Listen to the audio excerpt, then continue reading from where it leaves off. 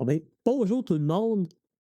Petite démonstration de quelque chose que moi, personnellement, ça me jette un petit peu à terre. C'est ChatGPT Work, mais avec l'application Windows. Donc là, j'ai l'application ouverte et j'ai donné certaines permissions sur un dossier qui va me permettre de faire des miniatures sur YouTube. Par le passé, le processus que je faisais, j'ouvrais Photoshop, j'ouvrais, mes layers, je créais dans le fond, là, je tapais le nom de la vidéo que je voulais faire. Fait que dans le fond, l'espèce de il y avait la description puis le titre et là, je le faisais à la main, je sauvegardais en JPEG, j'incrémentais le chiffre, puis je faisais ça à tout bout de champ. Je suis rendu à 645 vidéos YouTube de fait et ça a toujours été un processus que j'ai fait à la main. Je suis habitué dans Photoshop, puis j'aurais pu me faire une action, mais je le faisais à la main. Ça me permettait de contrôler mes choses. Mais là, maintenant, avec ChatGPT Work, je me suis créé une compétence. OK? J'ai utilisé le skill creator de ChatGPT Work et il m'a créé une compétence qui me permet de créer des miniatures sur YouTube. Donc, j'ai expliqué un petit peu ce que je voulais avoir, grosso modo. Il l'a super bien interprété. Il a créé une compétence que moi, je pourrais aller regarder un petit peu, là, comment il l'a fait. Là. Je pense qu'il a mis un petit peu plus bas. Ouais, créer compétence. Fait que là, ici, il l'a nommé. Bon, OK. Qu'est-ce que c'est une compétence? C'est une action qu'on demande à ChatGPT qu'il ne peut pas nécessairement savoir, lui, par défaut, qu'on veut faire ça. Donc, c'est une opération que vous faites, là. Ça peut être manuel. Il peut y avoir un petit peu de travail de votre côté, mais c'est une opération que normalement, vous voudriez automatiser. Bon. Donc là, je me suis créé une compétence qui va vers quelque chose que je fais de manière constante et je l'ai comme installé. Et que là, j'ai demandé de me faire. Je vais faire une nouvelle discussion parce que vous voyez, on l'a vu tout travailler. Il avait fait une petite erreur parce qu'il a modifié un fichier texte que je voulais pas. C'est là qu'il faut faire attention. Hein. Mais là, ma compétence est assez bien gérée.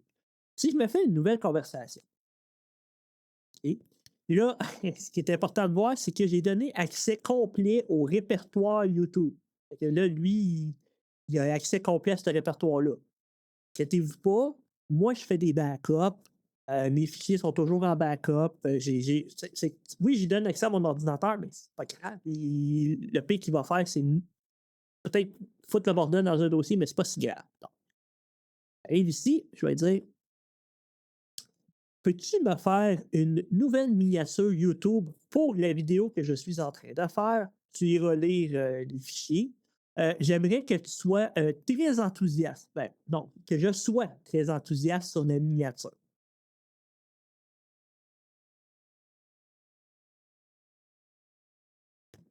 Et vous voyez, moi, je me sers beaucoup de reconnaissance vocale. Là. Donc, il part.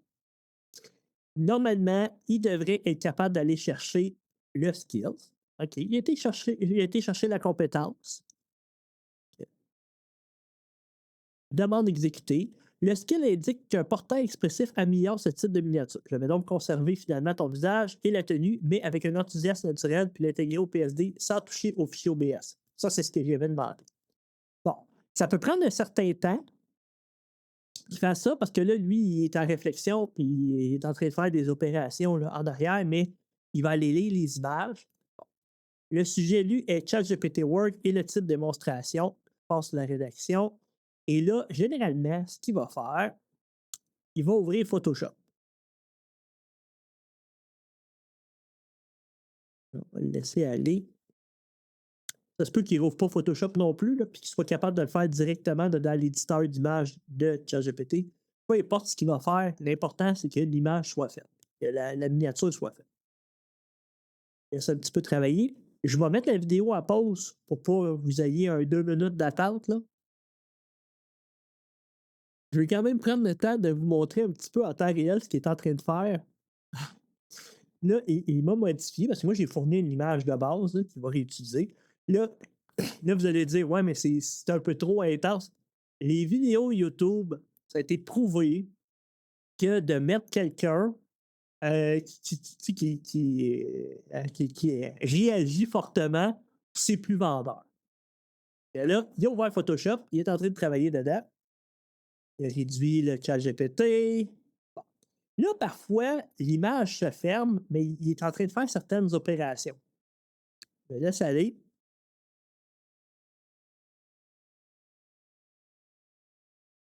Bon, il a fini. OK? Donc là, on va regarder. Ça a pris 2 minutes 33. Puis là, il m'a fait le petit thumbnails avec le pouce. Vraiment. Bon. Et si je vais voir ce qu'il a fait, OK? Là, il a respecté l'ordre. C'est que vous le voyez, je suis rendu à la 645e vidéo qui est là, avec mon petit thumbnails. Il a modifié ChatGPT Works, il a fait la modification dans Photoshop. Là, il conserve les PNG. Ça, je trouve ça intéressant, mais là, il conserve aussi les PNG transparents. Je trouve ça intéressant. Je pourrais lui demander dans ma compétence de mettre ça dans un répertoire à part. Comme ça, ben, ça fait moins de bruit dans mon répertoire. Là. Mais vous comprenez qu'il a été capable de continuer la numérotation. Et ce que j'aime aussi, c'est qu'il a réinitialisé mon document ici, puis il l'a remis comme qui était de base, comme c'est un gabarit, puis il va le modifier au besoin. S'il décidait de me mettre à gauche, ben, il mettrait à gauche. Bref, je laisse un petit peu modifier le gabarit, sauf que j'ai dit quand même d'utiliser ce gabarit-là, puis il sauvegarde en JPEG parce qu'il a vu les autres fichiers en JPEG. J'y ai dit aussi dans la compétence, là, mais vous voyez un petit peu l'idée. C'est que, regardez, démonstration de 7 minutes, c'est à peu près ça que je visais.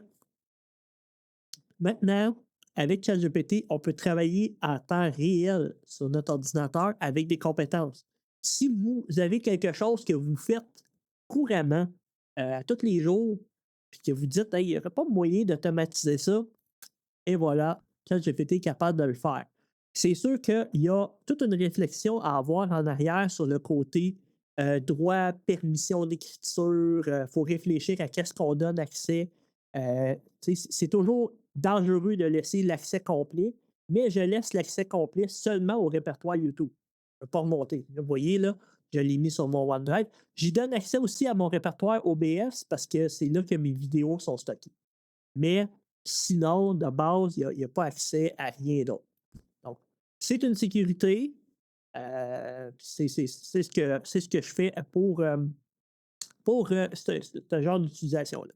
Bref, si c'est quelque chose qui vous a fasciné, moi, personnellement, ça me jette à terre. Puis vraiment, je suis très, très surpris de ce qu'on peut faire maintenant. Là, ça m'ouvre un monde de possibilités. Là. Ça, c'est... Puis, j'ai commencé à m'en servir pour différents cas d'utilisation dans des projets, mais jamais aussi intensivement que ce genre de choses-là. Fait que maintenant, je vais devenir encore plus paresseux qu'avant. Salut tout le monde!